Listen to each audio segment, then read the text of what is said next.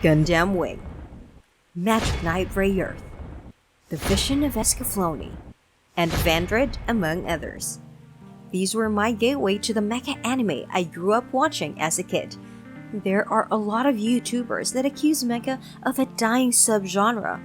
Easily, I digress, and here's why. Welcome back to Gundam-Technologie. Let's get into it. I have always been fascinated by mecha. I call science fiction reality ahead of schedule. These are the words of the iconic futurist Sid Mead, who created the concept art of Blade Runner and Tron. I hate to get sentimental, especially with everything that's happening these days. Regardless, I can see a hint of a silver lining.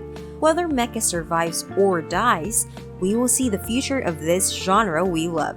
But to get there, we're going on a nostalgic journey on why mecha is not dead and why I highly guarantee that it will survive. To start, let's take a trip back to the 90s. That era was full of promise. I was born just at the end of it, but I fully absorbed these things even though I became a fully conscious human in the early 2000s. The fascination started during my first mecha experience, Gundam Wing. Looking back today, I cannot fathom what was on the minds of the writing staff because of the dodgy script. Sunrise gave us the handsome duo Maxwell, and we were inseparable ever since. But the 90s did not just give me Gundam Wing. There was also Trigun, Vandred, The Matrix, The Vision of Escaflowne, and the cult classic Akira. Now, I talked about this with a friend if mecha was the same as cyberpunk. He argued that it isn't, and the whole use of gigantic robots is always a dead giveaway. Regardless, Sid Mead's quote still brings impact as he said that mecha is always a genre of science fiction. Hence, an iconic title like Star Trek would be considered mecha as well because they ride huge spaceships that the crew controls. What we are talking about here is the relevance of iconic anime like Mobile Suit Gundam, Astro Boy, and Neon Genesis Evangelion. These three titles kept making a name for themselves and are some of Bandai's top sellers of their toy lines, for sure. But the future of mecha anime is still uncertain. Iconic titles dwindled down slowly. In the 90s, we had Gundam Wing, Escaflowne, and Neon Genesis Evangelion. In the 2000s, we had Gundam 00, Code Geass, and Zoids.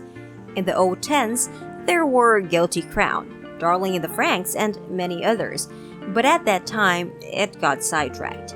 Isekai was deemed to be the biggest game changer during this season. At the time of this writing, it still goes on with titles like Sword Art Online. That time I got reincarnated as a slime, and the rise of the Shield Hero to name a few. The fantasy genre was also blooming with titles like Log Horizon, Goblin Slayer, and Seven Deadly Sins being highly relevant.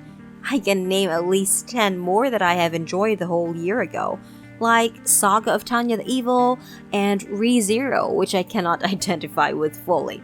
The latter parts of the 010s brought us Darling in the Franxx, Inuyashiki, and Guilty Crown, all of them having almost mixed reviews, but all in all are decent titles for the mecha genre. If you're wondering why I brought up Inuyashiki and Guilty Crown, it's because anything with technological mechanical types of machinery is already considered mecha. If Gurren Lagann is mecha, anything with robotics like Big Hero 6, Megalobox, and Real Steel is mecha too. If anything, the most iconic anime for the 010s, Shingeki no Kyojin, is also mecha. That is my hot take for today. Drop the Snoop Dogg music and the gangster glasses. I mean, come on, Eren's Titan is technically a mobile suit. A mobile suit. Eren has a muscle-operated mobile suit which is still an extension of his body. There, I said it. Now, people should not worry about the progress of the isekai genre when almost the building blocks of its popularity are mecha titles like The Vision of Escaflowne, Magic Knight Ray Earth, and Digimon, all of which have loose mecha designs. If anything, BTX, Bubblegum Crisis, and Trigun are mecha as well. The loss of it helped me dig through obscure sci-fi anime like Vampire Hunter D, Gundam 8th Mobile Suit Team, Angel's Egg, and classic tributes like Raijin O, Samurai 7, and Super Inventor Boy. Mecha is a loose term, and we all should just enjoy it. We should enjoy everything new, everything we find good, because at this point, why should we even ponder on these things? Gundam and Evangelion and other new franchises will produce other mecha anime, and we will either like it or not. It does not depend on us as fans. We should be critical and more open-minded. We need to be more passionate about it, about new things, because that is the selling point of science fiction. Newer things. It's not the expectation that surprises us, it's the innovation that counts. If anything, the progress and virality of mecha were all thanks to Blade Runner, Star Wars, the Sentai genre, and the emergence of kaiju films.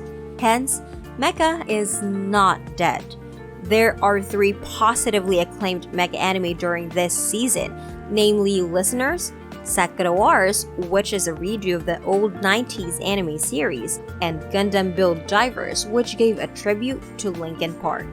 Let us know in the comments if you'd like for us to make content related to Gundam fans who are music fans as well, just like Linkin Park.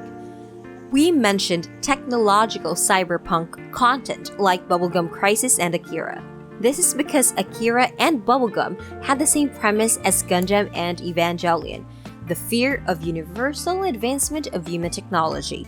The genre cyberpunk discusses this a lot, and popular titles like the Wachowskis' The Matrix, Marvel's The Avengers, Legendary Pictures' Pacific Rim, and Godzilla highly meditate on this concept. This is apparent in Japanese anime like Gundam, wherein new types and humans struggle to coexist. Genetically altered titans like Eren are overthrowing humanity in Shingeki no Kyojin, and the dystopic effects of virtual reality, wherein kids were trapped inside an online game they bought legally in Sword Art Online. All generalities aside, even the dystopic series Black Mirror tackles the exploitation of human advancement and its chaos theory, usually in a bitter tone at the end of each episode. Michael Crichton's Jurassic Park discusses this as well. All in all, mecha will always be around. Why? Because Westerners have adopted the idea already. Disney's Big Hero 6, Iron Man, Transformers, Voltron, and Pacific Rim to name a few.